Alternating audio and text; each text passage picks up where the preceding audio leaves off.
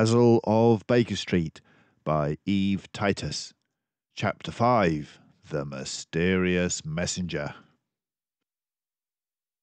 The loud clanging of the bell was welcome music to our ears, and we hastened to answer it ourselves. Upon the doorstep stood the tubby mouse. His corduroy jacket was old and baggy, and its collar was turned up against the cold. He removed his shabby cloth cap and began to twirl it nervously, shuffling his feet back and forth. "Begging your pardon, sir. Which one are you? Is Basil, the detective?" "I am he. Pray state your business." The messenger reached in his pocket. Out came an old toy kitten, minus its tail. He crammed this back into his pocket and then drew out a blue envelope. "I was told to give you all this, Mr. Basil." "And by whom, may I inquire?" Cold as it was, beads of sweat stood out on the messenger's brow. In great terror he said, Please don't be asking me that. I swore I wouldn't tell. Good day." And the plump mouse ran down Baker Street as though he were being chased by 1,000 tomcats. We stared after him. "What a pity that we learned nothing at all about him," I remarked. "It might have been of help in solving this case." "That's where you are wrong," replied Basil. "I already know a great deal about our mysterious messenger. What did you yourself gather?" "Nothing much, except that he's poor and that he's a family mouse. The toy kitten, you know." "True enough," agreed my friend, "but those facts are obvious. You are not making full use of your deductive powers."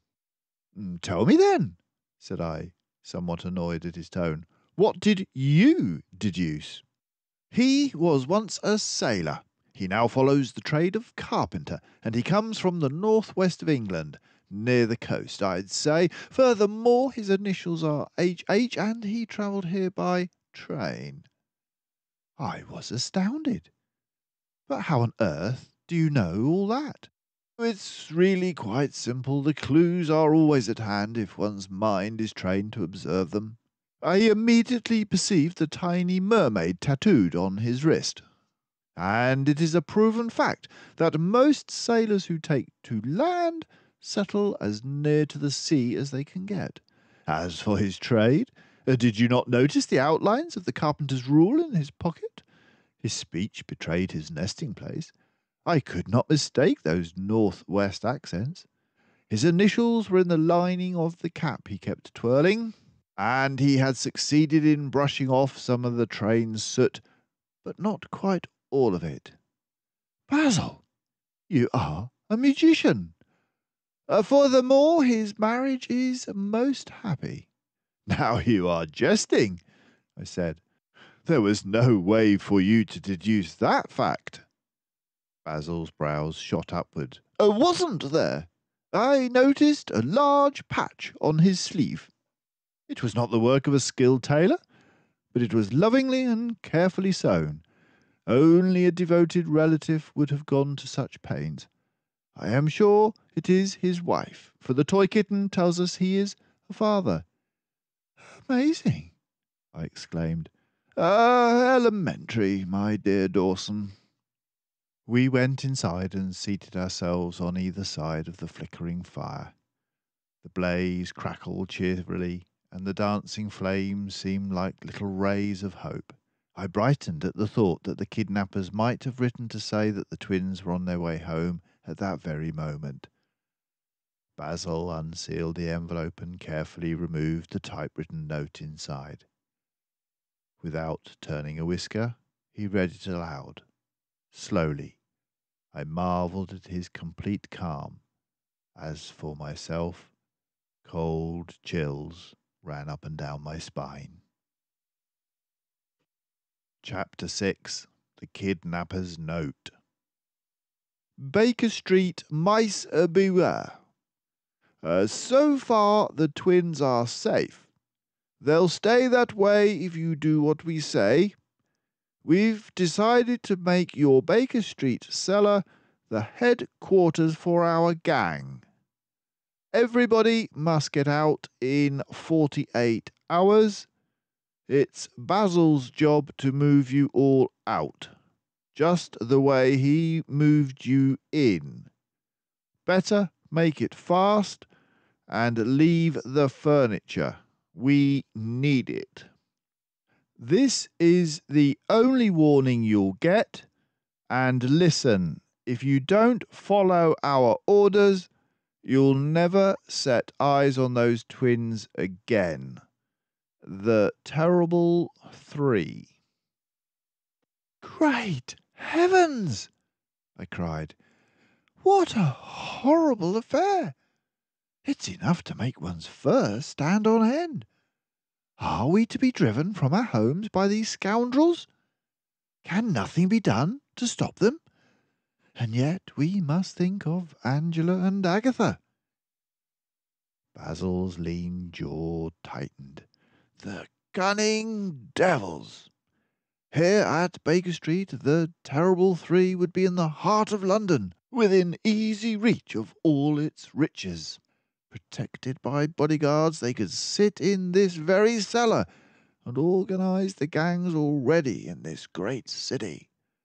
They could plan their crimes for them and make a mockery of law and order. I nodded. No honest mouse would be safe. They would rule us all. Do you think the messenger is one of the Terrible Three? No. His guilty manner showed he knew the contents of the note, but he is too new at this game. He is our one lead. Only through him can we hope to reach the criminals. Then they are using him as a cat's paw, I said, by threats against his family. That mouse was haunted by fear. Remember how nervously he kept shuffling his feet? Basil leapt excitedly from his chair. By Jove, Dawson, I've been a fool. I've overlooked a most important clue. He snatched a sheet of paper from the desk and dashed outside. I followed close on his heels. Mrs. Judson hasn't swept off the doorstep. Ah, thank heavens for that. He got on his knees and scraped at some dried earth with his penknife. Then he scooped it up on the paper and carried it carefully inside. Placing the earth on a glass slide, he examined it under a low-power microscope. When he straightened up, there was a smile of triumph on his face. He motioned me towards the microscope. Tell me what you see, Dawson. I bent over and looked through the lens. Earth? Ah, but what kind of earth? I don't know. There's some darker substance mixed in with it. Can it be coal dust? Precisely. The traces of coal dust will tell us where our carpenter lives, and you may be sure the Terrible Three will be nearby. He looked thoughtful. There are 3 coastal towns in the northwest of England where the coal mines extend beneath the bed of the ocean. Whitehaven, Workington, and Maryport. These are people's towns, of course. Kindly hand me the mouse's atlas. He scanned several maps. Ah! 1 mile south of Workington is the town of Mousecliff-on-Sea. It has a fine harbour, population 958 in winter, double that in the summer. Now we know where our carpenter lives. He snapped the heavy volume shut. No one, not even the Proudfoots, must know of the note. All of Homestead would be in a panic. I believe I can capture the villains before the 48 hours are up. But no time must be lost. He vanished into the next room. 10 minutes later he emerged. I sat there, utterly dumbfounded, unable to believe my eyes. And yet I should have been prepared, for Basil was a past master at the art of disguise. He not only knew make-up thoroughly, but paid close attention to every detail of costume. Often, on other cases, we had worn get-ups that would have fooled our own mothers. This time I was astonished all over again. Had I not known it was Basil, I would have sworn it was some other mouse. Gone was the stern, eagle-eyed detective. In his place stood a weather-beaten old sea captain with a droll, wrinkled face. "Ahoy there, matey!" Eyes twinkling, he did a few steps of a sailor's hornpipe. Then he flung some sailor's clothes at me. "Get into these, and I'll use grease paint to turn our dignified doctor into a swaggering sea mouse." He worked on my face. A bit later, I looked into the mirror. A cocky first mate with a black patch over one eye stared back. I started to do the hornpipe, but Basil did not join me. He was hunting impatiently through the mess of papers on his desk. At last he found what he wanted, a railroad timetable. He pulled out his pocket watch. "Train leaves for Workington within the hour from Euston Station. Let us pack a few necessities, then we'll be off, my nautical ne'er-do-well." I saluted smartly. "Aye, aye, Captain."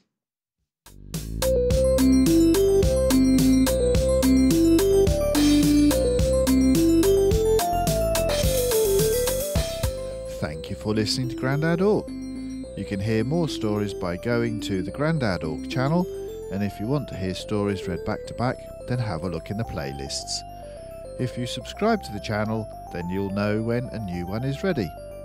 The books are available in most high street stores, libraries, and there are links to some online sellers in the description below if you don't have a copy. So, until next time, bye for now.